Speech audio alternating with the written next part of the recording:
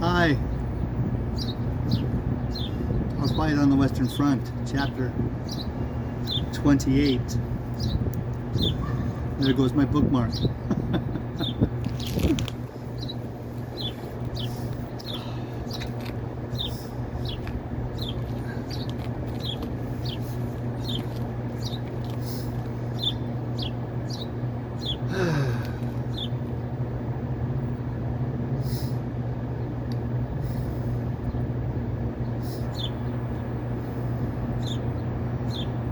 As we moved out through the town, it was empty in the rain and the dark, except for columns of troops and guns that were going through the main street. There were many trucks too, and some carts going through on other streets and converging on the main road.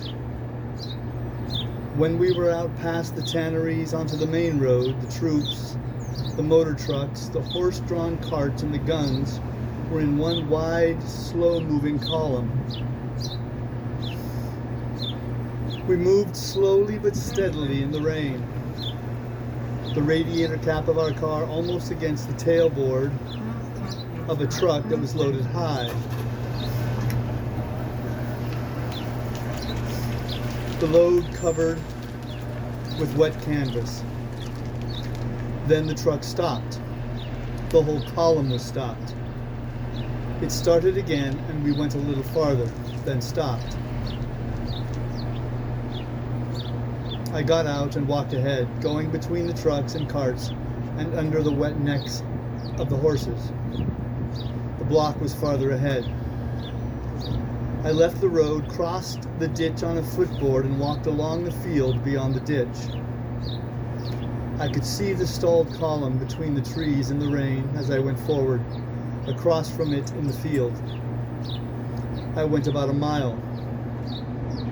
The column did not move, although on the other side, beyond the stalled vehicles, I could see the troops moving. I went back to the cars. This block might extend as far as Udine. Piani was asleep over the wheel. I climbed up beside him and went to sleep too. Several hours later, I heard the truck ahead of us grinding into gear. I woke Piani and we started, moving a few yards, then stopping, then going on again. It was still raining. The column stalled again in the night and did not start. I got down and went back to see Amo and Bonello. Bonello had two sergeants of engineers on the seat of his car with him. They stiffened when I came up. They were left to do something to a bridge, Bonello said. They can't find their unit, so I gave them a ride. With the Sir Lieutenant's permission. With permission, I said. The lieutenant is an American, Bonello said. He'll give anybody a ride. One of the sergeants smiled. The other asked Bonello if I was an Italian from North or South America. He's not an Italian, he's North American English. The sergeants were polite, but did not believe it. I left them and went back to Amo. He had two girls on the seat with him and was sitting back in the corner and smoking. Barto, I said. He laughed. Talk to them, Tenente, he said. I can't understand them. Hey. He put his hand on the girl's thigh and squeezed it in a friendly way. The girl drew her shawl tight around her and pushed his hand away. Hey, he said. Tell the Tenente your name and what you're doing here. The girl looked at me fiercely. The other girl kept her eyes down. The girl who looked at me said something in a dialect I could not understand a word of. She was plump and dark and looked about 16.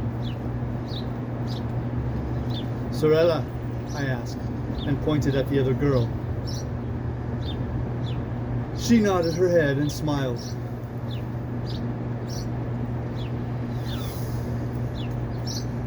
"All right," I said, and patted her knee. I felt her stiffen away when I touched her. The sister never looked up. She looked perhaps a year younger. Amo put his hand on the elder girl's thigh and she pushed it away. He laughed at her. "Good man." He pointed at himself. "Good man." He pointed at me. "Don't worry." The girl looked at him fiercely. The pair of them were like two wild birds. "What does she ride with me for if she doesn't like me?" Amo asked. "They got right up in the car the minute I motioned to them." He turned to the girl. "Don't worry," he said. "No danger of blank," using the vulgar word. "No place for blank." I could see she understood the word, and that was all. Her eyes looked at him very scared. She pulled the shawl tight. "Car all full," Amo said. "No danger of blank. No place for blank." And by blank, I mean just a blank space. Every time he said the word, the girl stiffened a little. Then, sitting stiffly and looking at him, she began to cry. I saw her lips working, and then tears came down her plump cheeks. Her sister, not looking up, took her hand, and they sat there together. The older one, who had been so fierce, began to sob. "I guess I scared her," Amo said. "I didn't mean to scare her." Bartolomeo brought out his knapsack and cut off 2 pieces of cheese. "Here," he said. Stop crying." The older girl shook her head and still cried, but the younger girl took the cheese and commenced to eat. After a while, the younger girl gave her sister the 2nd piece of cheese, and they both ate. The older sister still sobbed a little. "She'll be all right after a while," Amo said. An idea came to him. "Virgin?" he asked the girl next to him. She nodded her head vigorously. "Virgin too," he pointed to the sister. Both the girls nodded their heads, and the elder said something in dialect. "That's all right," Bartolomeo said. "That's all right." Both the girls seemed cheered. I left them sitting together with Amo sitting back in the corner and went back to Piani's car. The column of vehicles did not move, but the troops kept passing alongside. It was still raining hard, and I thought of the stops in the movement of the column might be from cars with wet wiring. More likely, they were from horses or men going to sleep. Still, traffic could tie up in cities when everyone was awake. It was the combination of horse and motor vehicles. They did not help each other any. The peasants' carts did not help much either. Those were a couple of fine girls with Barto. A retreat was no place for 2 virgins, real virgins. Probably very religious. If there were no war, we would probably all be in bed. In bed, I lay me down my head. Bed and board, stiff as a board in bed. Catherine was in bed now between 2 sheets, over her and under her. Which side did she sleep on? Maybe she wasn't asleep. Maybe she was lying, thinking about me. Blow, blow, ye western wind. Well, it blew, and it wasn't the small rain, but the big rain. Down it rained. It rained all night.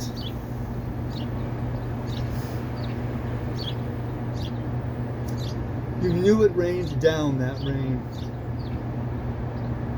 Look at it, Christ, that my love were in my arms and I in my bed again. That my love, Catherine, that my sweet love, Catherine, down might rain.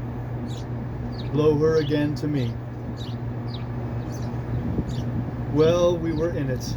Everyone was caught in it, and the small rain would not quiet it. Good night, Catherine, I said out loud. I hope you sleep well. If it's too uncomfortable, darling, lie on the other side. I said, I'll get you some cold water. In a little while it will be morning, and then it won't be so bad. I'm sorry he makes you so uncomfortable. Try and go to sleep, sweet. I was asleep all the time, she said. You've been talking in your sleep. Are you all right? Are you really there? Of course I'm here. I wouldn't go away. This doesn't make any difference between us. Oops. You're so lovely and sweet. You wouldn't go away in the night, would you?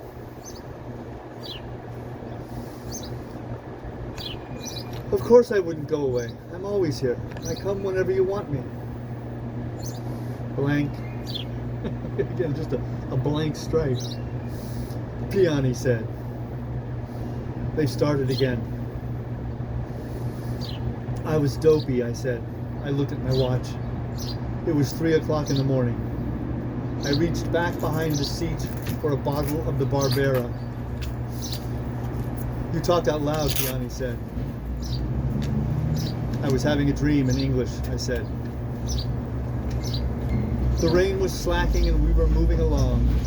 Before daylight we were stalled again, and when it was light we were at a little rise in the ground, and I saw the road of the retreat stretched out far ahead. Everything stationary except for the infantry filtering through. We started to move again, but seeing the rate of progress in the daylight, I knew we were going to have to get off the main road some way and go across country if we ever hoped to reach Udine. In the night, many peasants had joined the column from the roads of the country, and in the column there were carts loaded with household goods. There were mirrors projecting up between mattresses, and chickens and ducks tied to carts. There was a sewing machine on the cart ahead of us in the rain. They had saved the most valuable things. On some carts, the women sat huddled from the rain, and others walked beside the carts, keeping as close to them as they could. There were dogs now in the column, keeping under the wagons as they moved along. The road was muddy. The ditches at the side were high with water, and beyond the trees that lined the road, the fields looked too wet and too soggy to try to cross.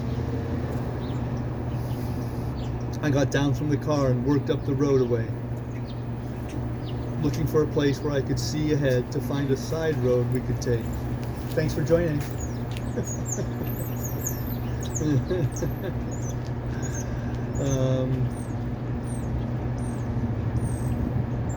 We could see ahead and find a side road we could take across country. I knew there were many side roads, but did not want one that would lead to nothing. I could not remember them because we had always passed them bowling along in the car on the main road, and they all looked much alike. Now I knew we must find one if we hoped to get through. No one knew where the Austrians were, nor how things were going, but I was certain that if the rain should stop and planes come over and get to work on that column, that it would be all over. All that was needed was for a few men to leave their trucks or a few horses be killed to tie up completely the movement on the road. The rain was not falling so heavily now, and I thought it might clear.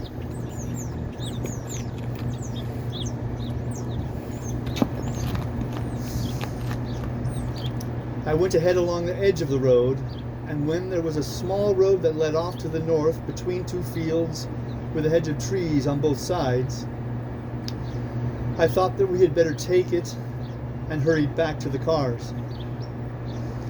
I told Piani to turn off and went back to tell Bonello and Amo. If it leads nowhere, we can turn around and cut back, I said. What about these? Bonello asked. His two sergeants were beside him on the seat. They were unshaven, but still military looking in the early morning. They'll be good to push, I said. I went back to Amo and told him we were going to try it across country. What about my virgin family? Amo asked. The two girls were asleep. They won't be very useful, I said. You ought to have someone that could push. They could go back in the car, Amo said. There's room in the car. All right, if you want them, I said. Pick up somebody with a wide back to push. Bersaglieri, Amo smiled. They have the widest backs. They measure them. How do you feel, Tenente? Fine. How are you? Fine, but very hungry. There ought to be something up that road, and we will stop and eat. How's your leg, Tenente? Fine, I said. Standing on the step and looking up ahead, I could see Piani's car pulling out onto this little side road and starting up it. His car showing through the hedge of bare branches. Bonello turned off and followed him, and then Piani worked his way out, and we followed the two ambulances ahead along the narrow road between hedges. It led to a farmhouse. We found Piani and Bonello stopped in the farmyard. The house was low and long, with a trellis with a grapevine over the door. There was a well in the yard, and Piani was getting up water to fill his radiator.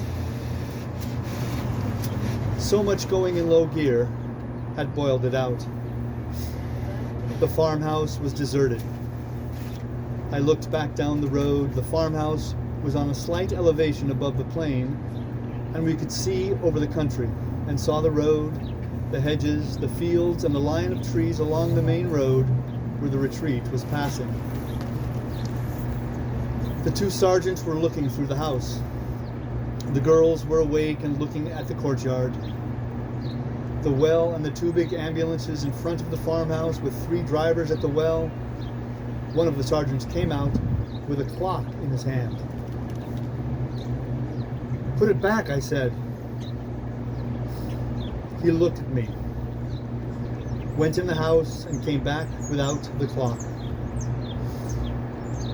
Where's your partner? I asked. He's gone to the latrine. He got up on the seat of the ambulance. He was afraid we would leave him. What about breakfast, Tenente? Bonello asked. We could eat something. It wouldn't take very long. Do you think this road going down on the other side will lead to anything? Sure.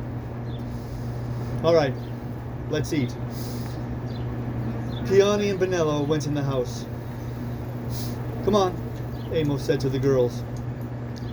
He held his hand to help them down. The older sister shook her head. They were not going into any deserted house. They looked after us. They are difficult, Amo said. We went into the farmhouse together. It was large and dark, an abandoned feeling. Bonello and Piani were in the kitchen. There's not much to eat, Piani said. They cleaned it out. Bonello sliced a big cheese on the heavy kitchen table. Where was the cheese? In the cellar. Piani found wine too, and apples. That's a good breakfast. Piani was taking the wooden cork out of a big wicker-covered wine jug. He tipped it and poured a copper pan full. "It smells all right," he said. "Find some beakers, Barto." The two sergeants came in. "Have some cheese, sergeants," Bonello said. "We should go," one of the sergeants said, eating his cheese and drinking a cup of wine. "We'll go, don't worry," Bonello said. "An army travels on its stomach," I said. "What?" asked the sergeant. "It's better to eat." "Yes, but time is precious." "I believe the bastards have eaten already," Piani said. The sergeants looked at him. They hated the lot of us. "You know the road?" one of them asked me. "No," I said. They looked at each other. "We would do best to start," the first one said. "We are starting," I said. I drank another cup of red wine. It tasted very good after the cheese and apple.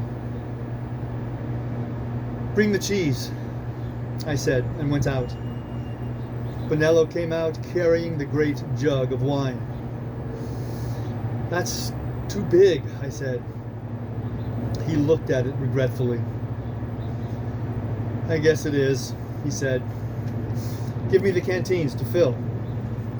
He filled the canteens and some of the wine ran out on the stone paving of the courtyard. Then he picked up the wine jug and put it inside the door. "The Austrians can find it without breaking the door down," he said. "We'll roll," I said. "Piani and I will go ahead." The two engineers were already on the seat beside Bonello. The girls were eating cheese and apples. Amo was smoking. We started off down the narrow road. I looked back at the two cars coming and the farmhouse. It was a fine, low, solid stone house, and the ironwork of the well was very good. Ahead of us, the road was narrow and muddy, and there was a high hedge on either side. Behind, the cars were following closely.